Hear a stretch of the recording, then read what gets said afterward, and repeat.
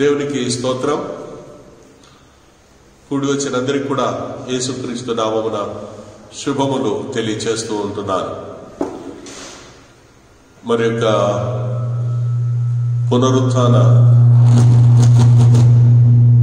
దినాన్ని దేవుడు మనకు అనుగ్రహించాడు. ఈ పునరుత్థాన దినమున మనమందరం చేరి ఆయన మందిరములో దేవుణ్ణి ఆరాధించడానికి ఆయన చూపిన కృపను బట్టి దేవునికి స్తోత్రం చెల్లిస్తూ ఉంటున్నారు. ఈ ప్రత్యేకమైన దినమును బట్టి దేవునికి వందనాలు. మరి ముఖ్యంగా తల్లులందరికీ, స్త్రీలకు happy mother's day. Happy mother's day. తల్లి ఇది దేవుడిచ్చిన ఆశీర్వాదము, ధన్యత. తల్లితనంలో ఉన్న ధన్యత బహు గొప్పదై ఉంటున్నది. దేవుడు ఈ లోకంలో తల్లులను ఇచ్చినందుకు దేవునికి స్తోత్రం చెల్లిస్తుంటున్నాను. మీరు మంచి ఆరోగ్యముతో, బలముతో వర్ధిల్లుతూ, బైబిల్లో జ్ఞానవంతురాలు తన ఇల్లు కట్టును అని చెప్పబడిన రీతిగా యెహోవా యందలి భయము జ్ఞానమునకు మూలము. మరి జ్ఞానవంతురాలు అంటే యెహోవా యందు భయభక్తులు కలిగిన స్త్రీ తన ఇంటిని కట్టును. ఆ రీతిగా దేవుని భయభక్తుల్లో మీ గృహాన్ని, అలాగే మీ వ్యక్తిగత ఆత్మీయ గృహాన్ని కట్టుకుంటూ ముందుకు సాగాలని ప్రభు పేట కోరుతూ మరొకసారి హ్యాపీ మదర్స్ డే. మరి ఈ నెలలో మొదటి వారంలో మనకు లాక్డౌన్ నుంచి విముక్తి కలిగి ఆరాధించుకోవడానికి ఏదైనా అవకాశం కలుగుతుందేమో అని చెప్పి ఆశించాము. కానీ అలా జరగలేదు. మరి ఇలాగా సమాజంలో కూడడము అన్నది ఎంతవరకు ఉంటుందో ఏమో మనకైతే తెలియదు. ఆలయాలు ఎప్పుడు తెరవబడతాయో కూడా అనిశ్చిత పరిస్థితుల్లో ఉన్నాము, ముఖ్యంగా ఈ సంవత్సరంలో. కాబట్టి సంఘమంతా కూడా మీ వ్యక్తిగత ప్రార్థనలో, మీ ప్రార్థనా సమయం, ఎందుకంటే ఈ దినాలలో అన్ని కుటుంబాలు ఎక్కువగా ప్రార్థనలో గడుపుతున్నాయని చెప్పి వింటున్నాము. చాలా సంతోషము. మరి మీరు ప్రార్థన చేసేటప్పుడు ఈ వైరస్ ప్రబలకుండా నిరోధించబడాలని, దీనికి వ్యాక్సిన్ అన్నది త్వరగా కనుగొనబడి అది ప్రపంచవ్యాప్తంగా అందరికీ అందుబాటులోకి వచ్చి అందరూ కూడా ఆరోగ్యవంతంగా ఉండడానికి ఈ వ్యాక్సిన్ ప్రొడక్షన్ చక్కగా జరగాలని, దానికి మంచి ఫలితాలు కలిగే రీతిగా మంచి వ్యాక్సిన్ బయటికి రావాలని మీ వ్యక్తిగత ప్రార్థనలు కూడా మీరు జ్ఞాపకం చేసుకోవాలని కోరుతూ ఉంటున్నాను. సమయంలో కళ్ళు వంచి కళ్ళు మూసుకున్నట్లయితే చిన్న ప్రార్థనతో మనము ఈ సందేశాన్ని ప్రారంభించుకుందాం. కళ్ళు వంచి కళ్ళు మూసుకుని ప్రభు కృపలను వేడుకుందాం. మహోన్నతుడైన దేవా, కృపా సత్య సంపూర్ణుడా, దయాళుడా, నీ పరిశుద్ధ నామమునకు స్తోత్రం చెల్లించి మీ కృపాసనం ముందుకు వస్తూ ఉంటున్నాము. మీరు మాకు అనుగ్రహించిన ఈ గొప్ప తరుణాన్ని బట్టి మీకు స్తోత్రములు.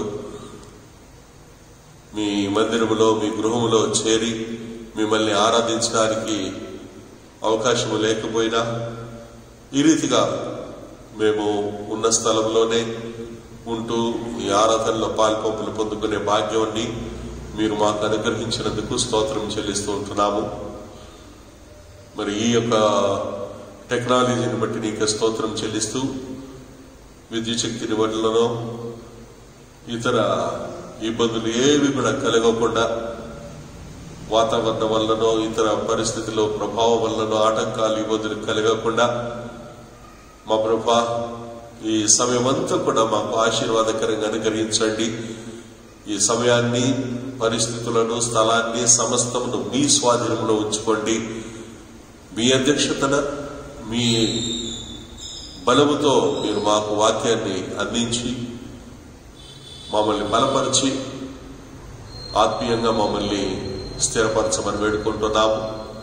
అలాగే బలహీనుడైన నన్ను ప్రభువా వ్యక్తిగతంగా మీ సిలువ చాటున మరుగుపరచండి. శ్రేష్టమైన మీ మాటలు చెప్పడానికి మీ బలముతో నన్ను వాడుకోమని వేడుకుంటూ ఘనత మహిమ ప్రభావాలు మీకు ఆపాదిస్తూ యేసుక్రీస్తు అతి పరిశుద్ధ నామమున అడుగుతూ ఉంచున్నాము తండ్రి. ఆమేన్. ప్రియమైన వారులారా, ఈ దినమున దేవుని వాక్యము బైబిల్ గ్రంథము నుంచి యోబు గ్రంథము 19వ అధ్యాయము 25వ వచనాన్ని నేను చదువుతూ ఉంటున్నాను. యోబు గ్రంథము 19వ అధ్యాయము 25వ వచనం. అయితే నా విమోచకుడు సజీవుడనియు తరువాత ఆయన భూమి మీద నిలుచుననియు నేను ఎరుగుదును. ఇలాగూ నా చర్మము చిక్కిపోయిన తరువాత శరీరముతో నేను దేవుణ్ణి చూచెదను. దేవుడి మాటలు మన వినికిడిలో ఆశీర్వదించునుగాక. ఆమేన్. అయితే నా విమోచకుడు సజీవుడు. ఇది యేసు ప్రభు వారి జన్మ కంటే ముందు యోబు తనకుంటున్న దర్శనములో దేవుడు తనకు బయలుపరిచిన రీతిగా ఆయన తన విశ్వాసాన్ని ప్రకటిస్తూ ఉంటున్నాడు. నా విమోచకుడు సజీవుడు, ఆయన భూమి మీద నిలుస్తాడు. యేసు ప్రభు వారు మరణాన్ని జయించి లేచారు. ఆయన మరణాన్ని జయించి లేచాడు కాబట్టే మనము మరణమా నీ ముల్లెక్కడా అని జయధ్వని చేయగలుగుతూ ఉంటున్నాము. అలాగే ఆయన పాతాళమును జయించి పునరుత్థానుడై లేచాడు గనుక పాతాళమా నీ విజయం ఎక్కడా అని మనము అడగగలుగుతూ ఉంటున్నాము. ఆయన శత్రువును జయించి తలను చితకగొట్టి లేచాడు కనుక శత్రువు బలవంతటి మీద మనము అధికారము పొందుచూ ఉంటున్నాము. ప్రేమ దేవుని బిడ్డలారా, ఆదికాండము 5వ అధ్యాయములో ఆదాము యొక్క వంశావళి ఉంది. ఆ వంశావళి చదివినట్లయితే అక్కడ ఆదాము చనిపోయాడు, హవ్వ చనిపోయింది అని మరణం గురించి మాట్లాడబడుతూ ఉన్నది. కానీ యేసుక్రీస్తు ప్రభువారు మరణాన్ని జయించి పునరుత్థానుడిగా లేచాడు. ఆయన నేడు కూడా జీవిస్తూ ఉంటున్నాడు.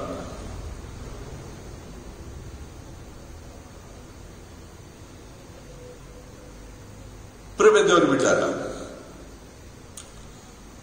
నా విమోచకుడు సజీవుడు అని ఘోషించినది పాత నిబంధనలోని భక్తుడైన యోబు. అతని వలె శ్రమల గుండా దాటిన వెళ్లిన వారు పరిశుద్ధ గ్రంథంలో ఎవరు కూడా లేరు. ఒకే దినమున తన 10 మంది బిడ్డలు కోల్పోయాడు, ఆస్తిపాస్తులు కోల్పోయాడు, శరీరం అంతా ఘోరమైన వ్యాధి, కురుపులు. అంత మాత్రమే కాదు, దేవుణ్ణి దూషించి చచ్చిపోరాదా, ఎందుకు బతుకుతావు అని చెప్పి ఆయన భార్య సలహా ఇచ్చింది.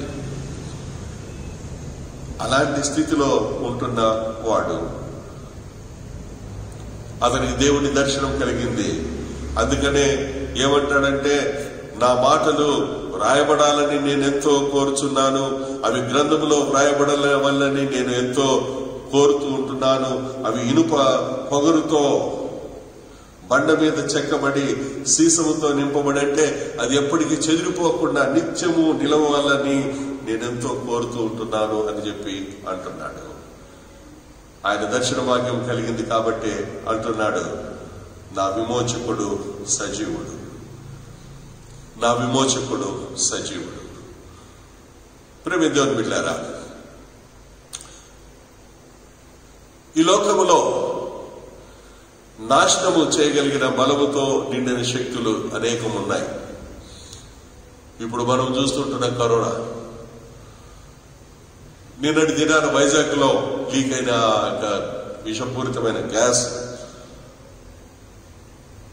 అక్కడెక్కడో ఉత్తర భారతదేశంలో బ్లాస్ట్ అయిన ఒక బాయిలర్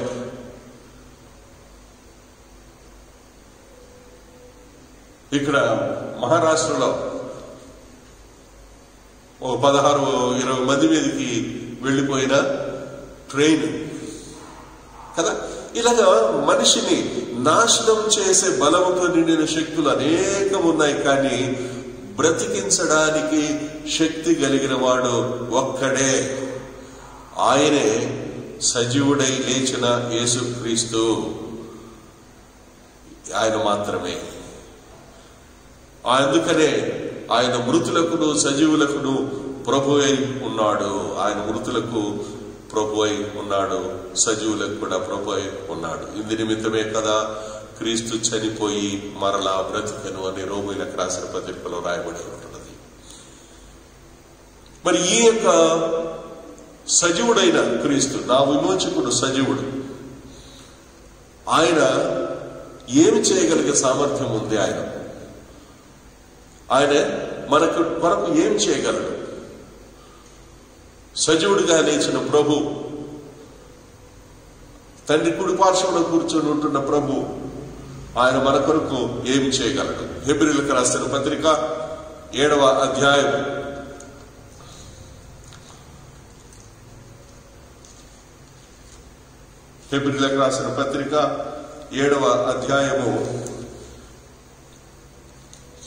25వ వచనం. హెబ్రీ 7:25.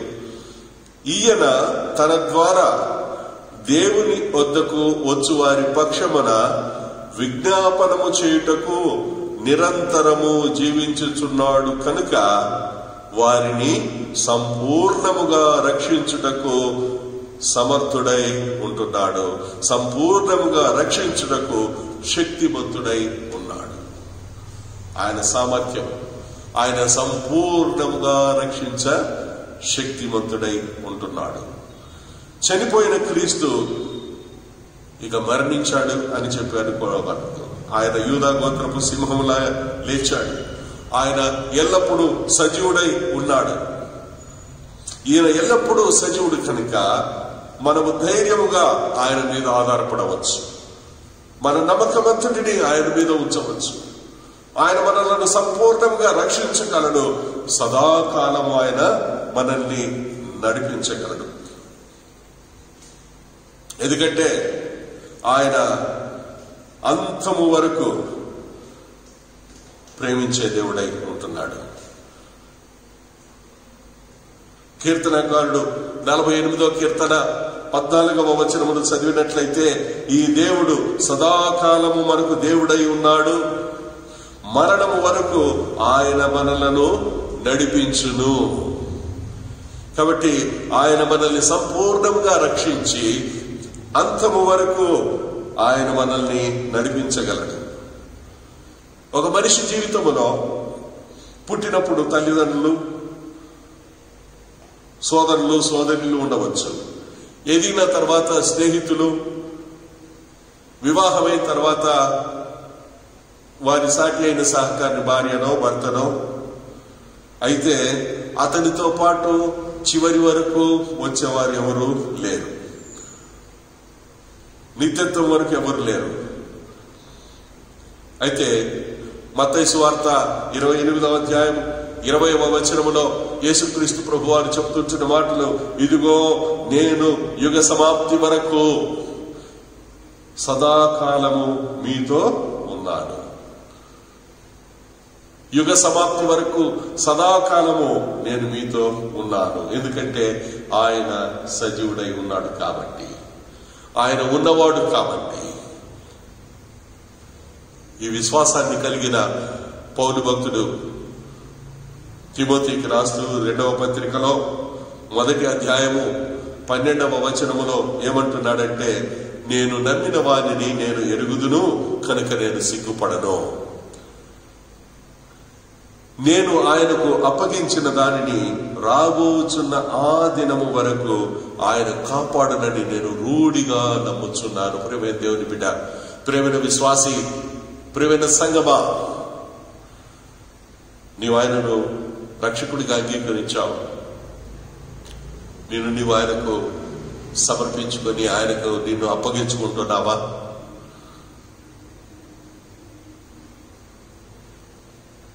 నీ యొక్క ప్రతి కార్యము ఆయన నడిపించమని నువ్వు అడుగుతూ ఉంటున్నావా? ఎందుకంటే నువ్వు నీ సమస్తమును ఆయనకు నువ్వు అప్పగించినట్లయితే ఆయన నిన్ను చక్కగా నడిపించడానికి ఆయన సమర్థుడు, ఆయన కాపాడడానికి. Where is your trust? నువ్వు అనుకుంటున్నావు, ఇదిగో నేను భూమి మీద ఇన్వెస్ట్ చేస్తే ఒక భూమి వస్తుంది అనుకుంటున్నావేమో, లేదా స్టాక్ మార్కెట్లో నేను పెడితే స్టాక్ మార్కెట్ ఏమైందండి? స్టాక్ మార్కెట్ కుదేలైపోయింది కదా. నీ ఫ్యూచర్ గురించి, మన ఫ్యూచర్ గురించి మనము అక్కడ ఇన్వెస్ట్ చేద్దాము, ఇక్కడ చేద్దాము, అక్కడ అని వీటి మీద నువ్వు నమ్మకం ఉంటుంటావు. కానీ ఆయన సదాకాలం జీవించగలిగిన వాడు, జీవిస్తున్నవాడు, ఆయన మీద నీ నమ్మకం ఉందా? అందుకనే నేను నమ్మిన వారిని నేను ఎరుగుదును పౌలు భక్తుడు అంటున్నమాట. పాత నిబంధన కాలంలో దానియేలు గ్రంథంలో మనం చూసినట్లయితే శద్రకు మేషకు అబేద్నెగో అనే వాళ్ళు ఏమంటున్నారంటే, మాకు మా దేవుడేంటో తెలుసు, మేము సేవించుచున్న దేవుడు మమ్ములను ఈ వేడిగల అగ్నిగుండములో నుండి మమ్ములను తప్పించగల సమర్థుడని, రక్షించగల సమర్థుడని మేము ఎరుగుదము. ఆయన మమ్మల్ని నీ వశములో పడకుండా నీ నుంచి కూడా తప్పించగలగవాడని మేము తెలుసు. అంత మాత్రమే కాదు, ఒకవేళ తప్పించకపోయినా పర్వాలేదు, అదండి ఆయన సంపూర్ణంగా రక్షించగలడని నువ్వు విశ్వసిస్తూ ఉంటున్నావా? రెండవదిగా, ఆయన దేనికి సమర్థుడు? ఆయన మొదటిగా ఆయన సంపూర్ణంగా రక్షించడానికి సమర్థుడు. రెండవది, ఆయన నీ భయమును పోగొట్టే వాడై ఉంటున్నాడు. యేసు ప్రభువారు పునరుత్థానుడై లేచిన తర్వాత శిష్యులందరూ కూడా భయముతో గదిలో కూర్చొని తాళం వేసుకొని భయపడుతూ ఉంటున్నప్పుడు వారి మధ్య వచ్చి నిలిచిన ప్రభువు, భయపడకుడి, మీకు సమాధానం కలుగును, మీకు సమాధానం కలుగును గాక, భయపడవద్దు. ప్రకటన గ్రంథం 1వ అధ్యాయం 17-18 వచనాలు చూచినట్లయితే, భయపడకము, నేను మొదటి వాడను, కడపటి వాడను, జీవించువాడను. మృతుడనైతిని గాని ఇదిగో యుగ యుగములు సజీవుడనై ఉన్నాను. మరియు మరణము యొక్కయు పాతాళము యొక్కయు తాళపు చెవులు నా స్వాధీనములో ఉన్నవి. దేవునికి స్తోత్రం, హల్లెలూయా. యేసు పునరుత్థానుడై లేచిన తర్వాత సమస్త భయముల నుండి మనలను విడుదల చేసి ఉంటున్నాడు. ఇక భయము మన మీద ఏలుబడి చేయకూడదు. క్రైస్తవులు మరణం అంటే లోకమంతా భయపడుతోంది.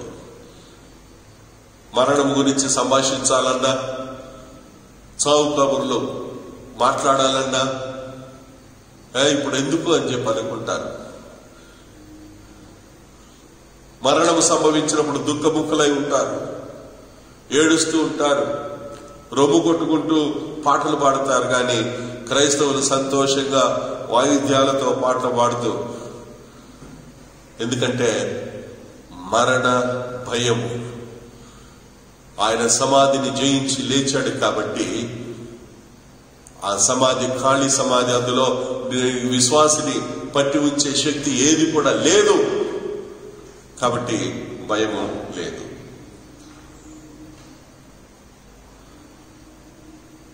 ఒకసారి మనము యోబు జీవితాన్ని చూసినట్లయితే అసలు యోబుకు అన్ని కష్టాలు, ఈ బాధలు కలగడానికి కారణం ఏంటో తెలుసా? ఓకే, ఆయన దేవుని యందు విశ్వాసం ఉంచిన వాడే, గొప్ప విశ్వాసి, ఆయన గురించి దేవుడే సాక్ష్యం చెప్పాడు. అయితే ఆయనకుంటున్న ఒక బలహీనత ఏంటంటే భయం. భయం. యోబు గ్రంథము 3వ అధ్యాయము 25వ వచనం చదువుదాము. యోబు గ్రంథము 3వ అధ్యాయము 25వ వచనము. ఏమి వచ్చును అని నేను బహుగా భయపడితినో అదియే నాకు సంభవిస్తూ ఉంటున్నది. చూసారా? ఏది జరగకూడదు అని చెప్పి నేను ఆలోచిస్తూ భయపడుతూ ఉంటున్నానో అదే నాకు జరిగింది. యోబు ఏం చేస్తుంటున్నాడు? ఆయన విశ్వాసం కలిగిన వాడు అయినా కూడా ఏమన్నా పిల్లలు ఏమన్నా తప్పిదం చేశారేమో, వీళ్ళేం చేశారేమో అని భయపడుతూ ఆయన బలులు అర్పించుకుంటూ భయము. ఆయనకు ఏదైతే భయపడ్డాడో నాకు అదే సంభవించింది. ప్రేమైన దేవుని బిడ్డలారా,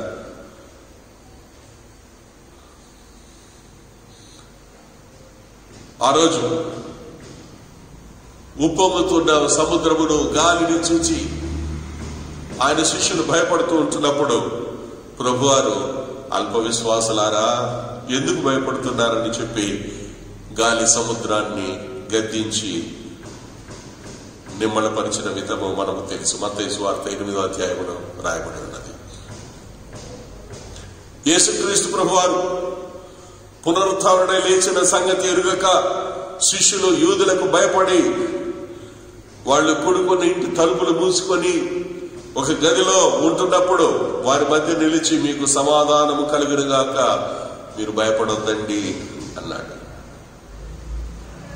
సామెతల గ్రంథము 29వ అధ్యాయము 25వ వచనమును చదివినట్లయితే, సామెతల గ్రంథము 29వ అధ్యాయము 25వ వచనమును ఏమని రాసిందంటే, భయపడటం వలన మనుషులకు ఉరి వచ్చును, యెహోవా యందు నమ్మిక ఉంచువారు సురక్షితముగా ఉందురు. నీ నమ్మిక దేని మీద ఉన్నది? ప్రేమను దేవుని బిడ్డలారా,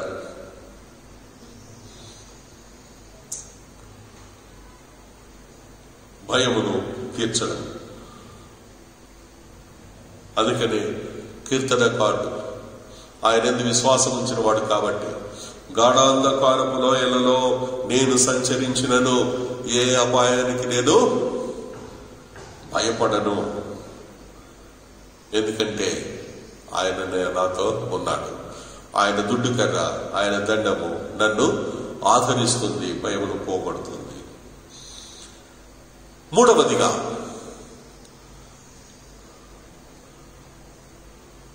సజీవుడై లేచిన దేవుడు, ఆయన సంపూర్ణంగా రక్షించడానికి సమర్థుడు. ఆయన మన భయాన్ని తీసివేసిన వాడు. మూడవదిగా ఆయన నీ కొరకు నా కొరకు విజ్ఞాపన చేయడానికి సమర్థుడై ఉంటున్నాడు. రోమీలకు రాసిన పత్రిక 8వ అధ్యాయము 34వ వచనం. రోమీలకు రాసిన పత్రిక 8:34.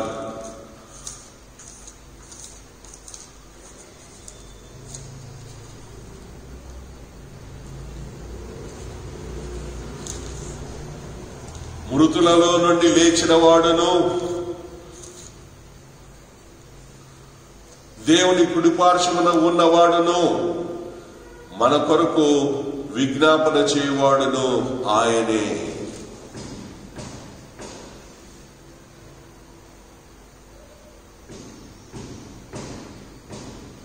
శిక్ష విధించువాడెవడు? చనిపోయిన క్రీస్తు అయితే.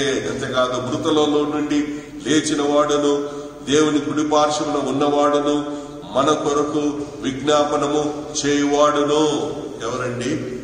ఆయనే, సజీవుడైన నా విమోచకుడు.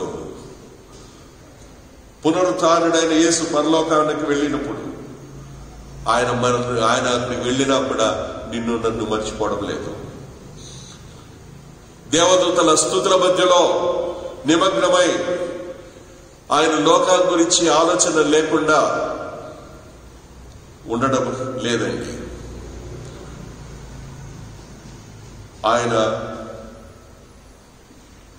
పునరుత్థానుడైన తర్వాత 40 దినాలు శిష్యులకు కనబడిన తర్వాత దేవుని కుడిపార్శ్వమున కూర్చున్నాడు.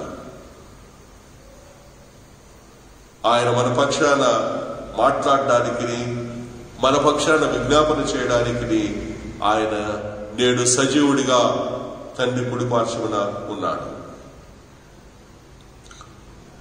అదే హెబ్రీయులకు రాసిన పత్రిక 4వ అధ్యాయం 15-16 వచనాలు చదివినట్లయితే, మన ప్రధాన యాజకుడు మన బలహీనతల యందు మనతో పాటు సహానుభావము లేనివాడు కాడు గాని సమస్త విషయములోను మనవలే శోధించబడినను ఆయన పాపము లేనివాడుగా ఉండెను కనుక మనము కనికరించబడి సమయోచితమైన సహాయం కొరకు కృప పొందునట్లు ధైర్యముతో మనము కృపాసనము దగ్గరికి చేరదాము అంటున్నాడు. ఆయన మనతో పాటు మనము పొందే శ్రమలు, మనం పొందే అవమానాలు, మనం పొందే డిప్రెషన్స్, డిసప్పాయింట్మెంట్స్ అన్నీ కూడా అనుభవించిన వాడు కాబట్టి, అన్ని అనుభవించి వాటిలో నుంచి విజయుడే లేచాడు కాబట్టి, ఆయన మనకు సహాయం చేయగలవాడు కాబట్టి ఆయన కృపాసనం ముందరికి మనం ధైర్యంగా వెళదాం. ఎందుకంటే ఆయన మన పక్షాన విజ్ఞాపన చేసేవాడుగా ఉంటున్నాడు. ప్రేమేద్యోని బిడ్డారా, మన కొరకు నీతిమంతుడైన యేసు మన కొరకు ఒక ఉత్తరవాది ఉన్నాడు. మన పక్షంగా ఉత్తరవాది, మన పక్షంగా దేవుని సమక్షంలో మాట్లాడడానికి అడ్వకేట్ గా మన పక్షంగా ఆయన ఉన్నాడు. మనం చూసినట్లయితే ఆ ఫలించని చెట్టుకు ఉదాహరణ సమయంలో తోట యజమానుడు వచ్చి, ఇదిగో 3 సంవత్సరాలుగా నేను చూస్తుంటున్నాను, ఈ చెట్టు ఫలించడం లేదు, దీన్ని కొట్టి పారవేయి అని చెప్పంటే తోటమాలి అంటున్నాడు, అయ్యా ఇంకొక సంవత్సరము చూద్దాం. విజ్ఞాపన చేస్తూ ఉంటున్నాడు, తీసివేయొద్దు, ఇంకొక సంవత్సరం, దానికి నీరు కడతాను, దానికి పాదు కడతాను, దానికి ఎరువులు వేస్తాను, ఈ సంవత్సరం కూడా చూద్దాం, ఈ సంవత్సరం కూడా ఫలించకపోతే అప్పుడు ఆలోచిద్దాం. ప్రేమించని బిడ్డారా, ఆయన నీ పక్షంగా నా పక్షంగా విజ్ఞాపన చేస్తూ ఉంటున్నాడు. కాబట్టి మనము ఆరోగ్యంగా, బలంగా, సజీవులుగా ఉంటూ ముందుకు సాగగలుగుతూ ఉంటున్నాం. నీవు నీ బలహీనతల సమయంలో ఆయనను ఆశ్రయించినట్లయితే ఆయన సరైన సహాయం చేయగలవాడై ఉంటున్నాడు. ఆయన నీ గురించి దేవుని సన్నిధానంలో విజ్ఞాపన చేస్తూ ఉంటున్నాడని నిత్యము నీ మనసులో ఉంచుకో. చివరిగా మన పక్షంగా విజ్ఞాపన చేస్తూ ఉంటున్న దేవుడు ఆయన తిరిగి రానై ఉంటున్నాడు.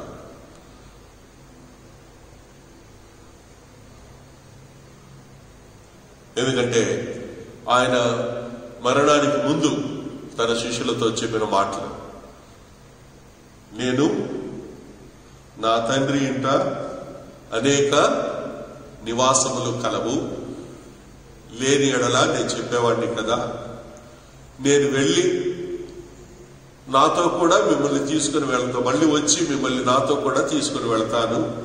మరి మిమ్మల్ని నాతో కూడా తీసుకుని వెళ్ళినప్పుడు మీరు అక్కడ ఉండడానికి సరైన వసతులు ఉండాలి కదా, అవన్నీ నేను సమకూర్చి మిమ్మల్ని తీసుకొని వెళ్ళడానికి నేను వస్తాను అని చెప్పి అన్నాడు. ప్రియమైన దేవుని బిడ్డలారా, ఆయన మాట తప్పని వాడు. ఆయన మాట తప్పని వాడు. అవునంటే అవును, కాదంటే కాదు.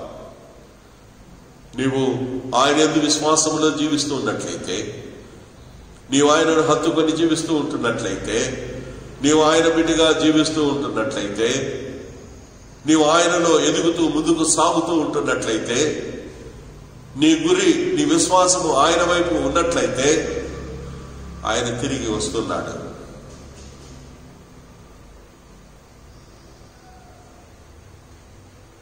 చూడండి,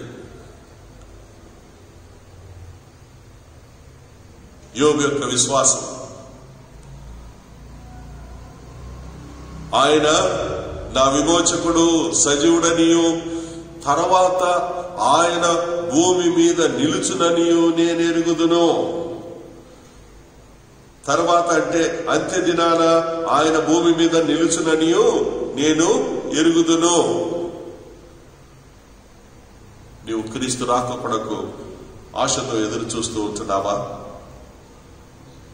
యేసు ప్రభు వారి రాకడ గుర్తులు నెరవేరుతూ ఉంటున్నాయి. ఈ దినాలలో ఒకటొకటిగా నెరవేర్పులు జరుగుతూనే ఉంటున్నాయి. ప్రవచనాలు నెరవేరుతూ ఉంటున్నాయి.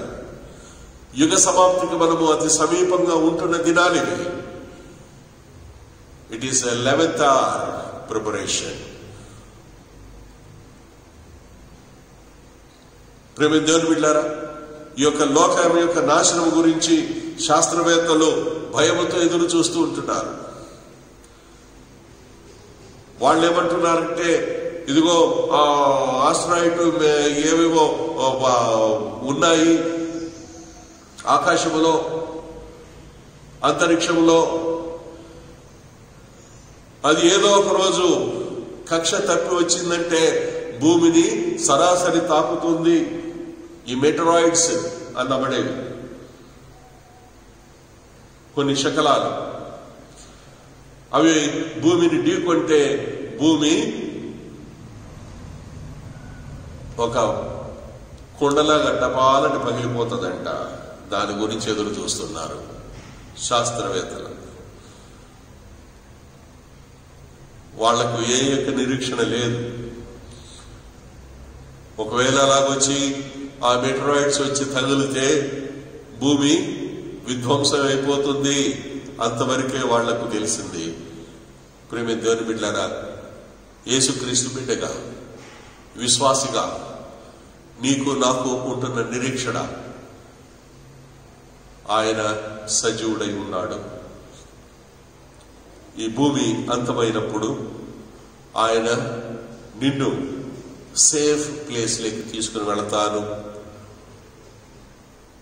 అని వాగ్దానం చేశాడు. కాబట్టి వాగ్దానం చేసిన వాడు నమ్మదగిన వాడు. కాబట్టి మనం యేసుక్రీస్తు యొక్క రాక కొరకు ఆశతో ఎదురు చూస్తూ ఉన్నాం. ఎందుకంటే ఆయన చెప్పు తెస్సలోనికి రాసిన పత్రికలో పౌలు భక్తుడు రాస్తూ ఉంటున్నాడు, ఆర్భాటముతోను ప్రధాన దూత శబ్దముతోను దేవుని బూరతోను పరలోకము నుండి ప్రభువు దిగి వచ్చును.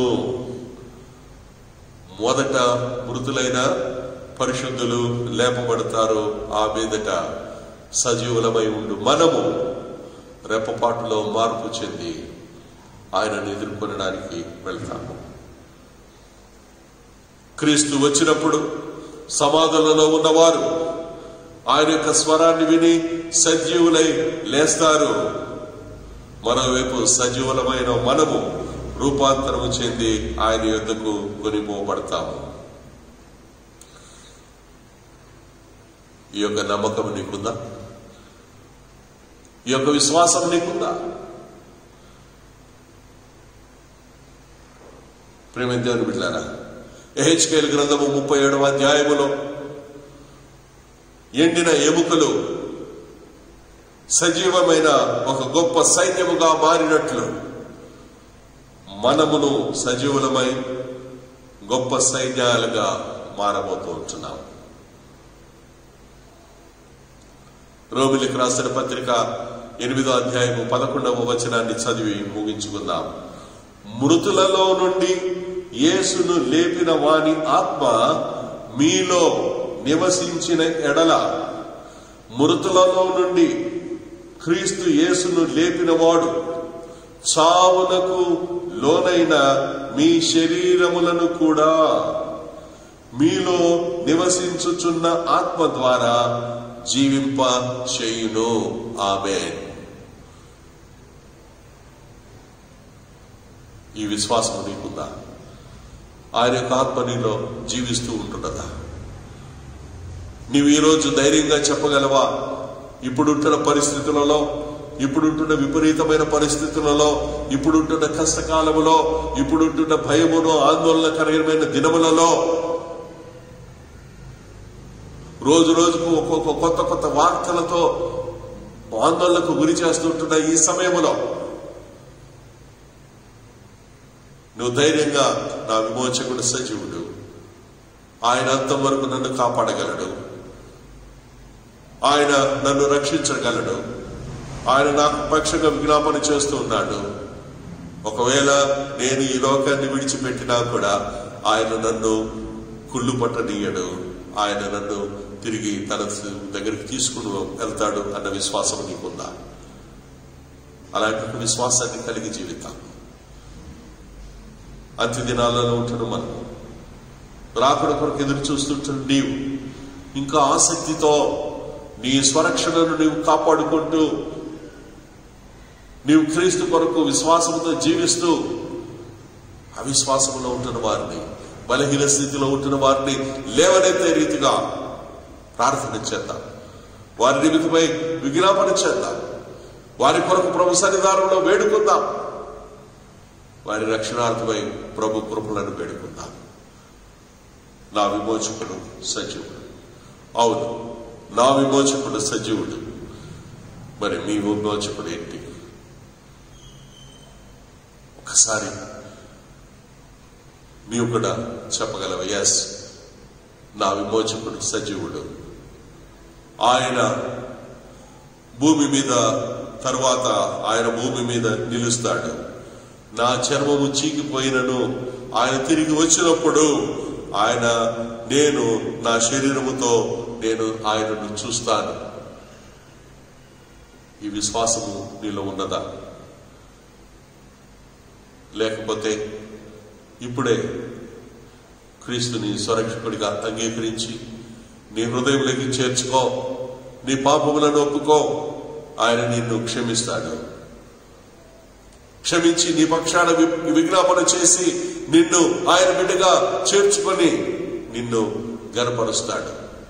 ఒకవేళ నువ్వు విశ్వాసంలో ఉన్నట్లయితే నీ స్వరక్షణను కాపాడుకుంటూ ఇంకా ఇంకా ఆయనలో ఎదుగుతూ ఆయన కొరకు జీవితాం. దేవుడి కొద్ది మాటలు మన వినికిడిలో ఆశీర్వదించుగాక. ఆమేన్. తల్లి వచ్చినట్లయితే చిన్న ప్రార్థన చేసుకుందాం. మహోన్నతుడా, మీకు స్తోత్రం చెల్లించి మీ కృపాసనం దగ్గరికి వస్తుంటున్నాము. కృపా, ఈ విత్తబడిన వాక్యాన్ని మా హృదయాలలో పదిలపరచండి. అవును తండ్రి, మీరు సజీవుడై ఉంటున్నారు. మరణాన్ని, పాతాళమును, అపవాదిని జయించి విజయుడై మీరు పరలోకానికి ఆరోహణమై తండ్రి కడుపు కుడిపార్శ్వను కూర్చొని మా కొరకు విజ్ఞాపన చేస్తుంటున్న వారు మీరే. తిరిగి వచ్చేది కూడా మీరే. మా ప్రభా, మీరు మా కొరకు రాబోతుంటున్నారు కాబట్టి మీ కొరకు మేము ఎదురు చూస్తూ మా స్వరక్షణను కాపాడుకుంటూ ఇంకా రక్షణలో లేని బిడ్డల కొరకు ప్రార్థిస్తూ పాటుపడే మనస్సును మాకందరికి అనుగ్రహించమని వేడుకుంటున్నాము. అలాగే ఈ క్లిష్ట పరిస్థితులలో మా ప్రభా, మా బిడ్డలందరితో కూడా మీరు ఉండండి.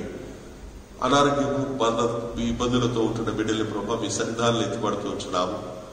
మీ గాయపడిన హస్తముతో ముట్టండి, స్వస్థపరచమని వేడుకొంచున్నాము. తండ్రి, అనారోగ్యంతో వచ్చిన బిడ్డలు, మరి ఈ డయాలసిస్ వరకు పోతుంటున్న బిడ్డలు ఉన్నారు. సహోదరి దేవి, గుణశీల సహోదరి, వారిని ముట్టండి. అలాగే మా ప్రభా అనారోగ్యంతో వచ్చిన సహోదరుడు శ్రీనివాస్, ఆయనను కూడా ప్రభా మీ కృపాసనం రీతిపడుతూ ఉంటున్నాము. ఈ లోకరీతిగా డాక్టర్లకు ఉంటున్న జ్ఞానం కంటే మీ యొక్క జ్ఞానము గొప్పది ప్రభా. కలువరి శిలువలో మీరు కార్చిన మూల్యమైన రక్తాన్ని ప్రోక్షించండి ప్రభువా. ఆయనలో ఉంటున్న ప్రతి బలహీనతను నజరేయుడైన యేసు నామమున గద్దించి పారదోలుతున్నాము. స్వస్థపరచు యెహోవా అయిన మీరు నీ కుమారునికి పరిపూర్ణమైన స్వస్థతను, ఆరోగ్యము, నెమ్మదిని దయచేయండి. ఈ రీతిగా ప్రభువా మీ యొక్క స్వస్థత కార్యమును బట్టి ఆ కుటుంబము రక్షణలో నడిపించబడలాగిన సహాయం చేయండి. మీరే మహిమ పొందమని వేడుకుంటున్నాము. ఇంకను ప్రార్థన అవసరతలు కోరిన ప్రతి బిడ్డను పేరు పేరు వరుసని జ్ఞాపకం చేసుకుంటున్నాము. ప్రభు బిడ్డలందరినీ, వారికి అందరికీ క్షేమము దయచేయమని వేడుకుంటున్నాము. మా ప్రభా, మా సంఘములో ఉంటున్న మా సంఘస్థులందరినీ కూడా మీరు కాపాడుతూ ఉంటున్నందుకు స్తోత్రం చెల్లిస్తూ, మా దేశంలో ప్రభా తండ్రి ఈ లాక్డౌన్ ఎత్తివేసిన తర్వాత అనేక ప్రమాదాలు జరిగి ఉంటున్నాయి. అందులో ప్రభా చాలా మంది మరణించారు, అనారోగ్యంతో ఉంటున్నారు, బలహీనతతో ఉంటున్నారు. మీరు ప్రభా బిడ్డలకి ఆదరణ కలిగించండి, ఓదార్పును దయచేయండి, నెమ్మదిని దయచేయండి. ముఖ్యంగా ఈ వైజాగ్ గ్యాస్ లీకేజ్ వల్ల ఏ విధమైన దుష్ప్రభావము లేకుండా రాబో దినాలలో ఆ బిడ్డలకు స్వస్థతనివ్వండి, నెమ్మదిని దయచేయండి. అలాగే ఈ కరోనా వైరస్ దానికి కావలసిన వ్యాక్సిన్ ఏదో త్వరగా డెవలప్ అయ్యి ప్రపంచవ్యాప్తంగా అది అందరికీ అందుబాటులోకి రావడానికి మంచి ఆరోగ్యంతో మేము ముందుకు సాగే కృపరించి నడిపించమని వేడుకుంటున్నాము. మరొకసారి ప్రభా మమ్మల్ని మీ చేతికి అప్పగించుకుంటూ ఈ దినాశీర్వాదంతో దీవించమని వేడుకుంటూ, ఈ రీతిగా మళ్లీ మేము కలుసుకునేంత వరకు మీ కృప చూపించమని వేడుకుంటున్నాము. మీలో మమ్మల్ని భద్రపరిచి బలపరిచి మీ మహిమార్థమై మమ్మల్ని వాడుకోమని ఘనత, మహిమ, ప్రభావాన్ని మీకు ఆపాదిస్తూ యేసుక్రీస్తు అతి పరిశుద్ధ నామమున అడుగుతూ ఉంటున్నాము తండ్రి. ఆమేన్. మన తండ్రి అయిన దేవుని ప్రేమ, కుమారుడు రక్షకుడు మన ప్రభువైన యేసుక్రీస్తు వారి కృప, పరిశుద్ధాత్మ దేవుని యొక్క నిన్న సహవాసము, సన్నిధాన ప్రసన్నత కూడి ఉంచిన మనకును సకల భక్తులకు సదాకాలం తోడేండి, కాపాడి సంరక్షించునుగాక. Amen. Amen. God bless you. ఇంకొక విషయము మీతో పంచుకోవాలనుకుంటున్నాను. దేవుని చిత్తమైతే మన సంఘస్థులు ఇక్కడ దగ్గర ఉంటున్న వారు 11:30కి మళ్ళా సిద్ధంగా ఉంటుంది. ఎందుకంటే అందరూ వచ్చి ఆరాధించుకోవడానికి అవకాశం లేదు కాబట్టి బల్ల కావాలి అనుకుంటున్న వారు, బల్లారాధనలో పాల్పంపులు పొందుకోవాలనుకున్న వారు 11:30 నుంచి 12:30 వరకు 1 అవర్ మేము ఇక్కడే ఉంటాము. బల్ల సిద్ధం చేసుకొని ఒకరొకరుగా వచ్చి ఒక 5 నిమిషాలు ప్రార్థన చేసుకొని బల్ల కావాల్సిన వారు బల్ల తీసుకొని వెళ్ళవచ్చు. గుంపుగా చేరకుండా మాస్కులతో రండి, ఒకరొకరుగా రండి. అందరికీ మేమేదో చర్చికి వెళ్తున్నామని ప్రచారం చేసుకుంటా కాకుండా నెమ్మదిగా వచ్చి నెమ్మదిగా ఈ కార్యక్రమాన్ని, అంటే మీకు ఆశ ఉన్నట్లయితే, ఆసక్తి ఉన్నట్లయితే, అంటే చాలా మంది కనీసం మేము ఇన్ని రోజులైంది, నెల అయిపోయింది, మళ్ళా కూడా లేదు అని బాధపడుతున్న వారు ఎవరైనా ఉన్నట్లయితే వారి కొరకు ఈ రీతిగా మేము చేయాలనుకుంటున్నాము. మరి ప్రార్థించి వచ్చే ఆదివారం 11:30 తర్వాత నెక్స్ట్ సండే నుంచి, వచ్చే ఆదివారం నుంచి మళ్ళీ చర్చి ఓపెన్ అయ్యేంత వరకు కూడా 11:30 నుంచి 12:30 మధ్యలో ఒకరొకరుగా వచ్చి బల తీసుకొని వెళ్ళవచ్చు. అంటే ఇది ఈ దగ్గర ప్రాంతాలలో ఉంటున్న వారికే ఈ వసతి ఉంది కాబట్టి మరి దాన్ని సద్వినియోగపరచుకోవాలని ప్రభు పెట్టు కోరుతుంటున్నాను. God bless you. దేవునికి స్తోత్రం. మళ్ళీ ఒకసారి ఈ రీతిగా మీ ముందుకు రావడానికి దేవుడు ఇచ్చిన అవకాశాన్ని బట్టి దేవునికి స్తోత్రం చెల్లిస్తుంటున్నాను. ఒక విషయం మీతో పంచుకోవడం మర్చిపోయాను. అదేంటంటే మన చర్చిలో ఈ యొక్క లాక్డౌన్ వీటన్నిటి వల్ల VBS లేకుండా అయిపోయింది కదా. మరి VBS ఎలా పిల్లలు రాలేకపోతున్నారు, ఇబ్బందికరంగా ఉంది అని చెప్పి అనుకుంటున్నప్పుడు మన సంఘ యవనస్తులు యూత్ ఫెలోషిప్ లో ఉంటున్న వారందరూ వాళ్ళు ఇనిషియేటివ్ తీసుకొని దీన్ని కూడా యూట్యూబ్ లో మనం అప్లోడ్ చేద్దాము అని వారు ప్రయాసపడుతున్నారు. సోమవారం నుంచి ఈ VBS కార్యక్రమాలు ఇదే ఛానల్లో ప్రసారం అవుతూ ఉంటాయి. ఉదయం 10 గంటల తర్వాత ఇవి ప్రసారం అవుతాయి. సండే స్కూల్ పిల్లలు కొద్దిమంది నంబర్లు ఉన్న వారిని ఒక గ్రూప్గా చేశాము. లేకుండా కూడా సంఘస్థులందరికీ కూడా యూట్యూబ్ ఛానల్లో పంపిస్తున్నాం కాబట్టి ఎవరైతే ఉన్నారో వాళ్ళు మీ పిల్లలకు వారికి ఇంట్రొడ్యూస్ చేయండి. ఇందులో బిగినర్ క్లాస్ ఒకటి, సీనియర్ క్లాస్ 2 తరగతులుగా విభజించి ఉంది. చిన్నపిల్లలు 10 సంవత్సరాలు 10-12 సంవత్సరాల వరకు బిగినర్ క్లాసు, చిన్నపిల్లల క్లాసు. దాని తర్వాత ఉంటున్న వారి పెద్దవాళ్ల క్లాసులు ఉంటాయి. ఇది క్లాస్ 1, క్లాస్ 2 అని ఉంటుంది. తర్వాత ఈ క్లాస్ 1, క్లాస్ 2 అని కాకుండా జనరల్ క్లాస్ కూడా ఒకటి ఉంటుంది. ఈ జనరల్ క్లాస్ అనేది అందరికీ, చిన్నపిల్లలు పెద్దలకి అందరికీ కలిపి అందరికి కలిసి ఒక స్టోరీ, అంటే ఈ మిషనరీ స్టోరీస్ అయితేనేమి, యాక్టివిటీస్ ఇలాంటివన్నీ కూడా జనరల్ క్లాస్ లో ఉంటాయి. కాబట్టి క్లాస్ 1 అన్నది చిన్నపిల్లలకు ఇంట్రడ్యూస్ చేయండి. క్లాస్ 2 పెద్దవాళ్ళు 12 సంవత్సరాల పై ఉంటున్న వారందరూ కూడా ఈ క్లాస్ 2 VBS క్లాసులు ఉంటాయి. మన యవనస్తులు స్టోరీస్ అవన్నీ సిద్ధపరిచి అందులో అప్లోడ్ చేస్తారు.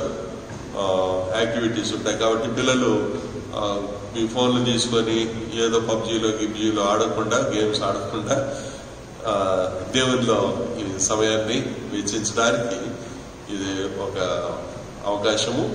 కాబట్టి రేపు సోమవారం నుంచి ఉదయం 10 తర్వాత ఈ కార్యక్రమాలు ప్రసారం అవుతాయి. దయచేసి అందరూ కూడా వీక్షించండి. అలాగే ఈ కార్యక్రమాలు నచ్చినట్లయితే సబ్స్క్రైబ్ చేయండి, గంట కొట్టండి. ఓకే, దేవునికి స్తోత్రం. అలాగే ఈ VBS టైంలో వాళ్ళకి ఇచ్చే యాక్టివిటీస్, మెమరీ వర్స్ యాక్టివిటీ అయితేనేమో ఇలాంటి యాక్టివిటీస్ వాళ్ళకి ఇస్తున్నప్పుడు దయచేసి ఇది IAS ఎగ్జామ్ కాదు కాబట్టి మీరు మీ పిల్లలకి హెల్ప్ చేయొచ్చు. Let them do that. Okay, వాళ్ళే చేయనివ్వండి, వాళ్ళనే ఇన్వాల్వ్ చేయనండి. ఏదైనా కావాలంటే వాళ్ళు ఏదైనా ఆర్ట్ వర్క్ ఇలాంటివి చేయాలనుకున్నప్పుడు దానికి కావాల్సిన వస్తువులు ఇవ్వండి, కానీ మీరు చేసి పెట్టద్దు. వాళ్ళే చేస్తే వాళ్ళలో ఒక ఉత్సాహం వస్తుంది కాబట్టి వాళ్ళనే చేయనివ్వండి. తర్వాత ఆ చేసిన యాక్టివిటీని ఒక ఫోటో తీసి మన ఫోన్ నంబర్, పాస్టర్డి ఫోన్ నంబర్కి కానీ, లేదా యానీ సౌజన్య ఆమె ఫోన్ నంబర్కి కానీ, ఆ ఫోన్ నంబర్ని కూడా ఇస్తాము. ఆ ఫోన్ నంబర్లకు మీరు వాట్సాప్లో ఫోటోలు పెట్టండి. సో మీరు పంపించిన ఆ ఫోటోలు అవి next day Sunday school video వస్తుంది కదా, దాంట్లో మీరు చేసిన యాక్టివిటీలు కూడా ఆ ఫొటోస్ అప్లోడ్ చేసి అందరూ చూసేలాగా పెట్టడం జరుగుతుంది. కాబట్టి మీ పిల్లలతో మెమరీ వర్స్ కానీ ఇతర యాక్టివిటీస్ ఏవైతే ఉన్నాయో వాటిని అన్నింటినీ చేయించి ఫొటోస్ అప్లోడ్ చేయండి. Thank you. God bless you.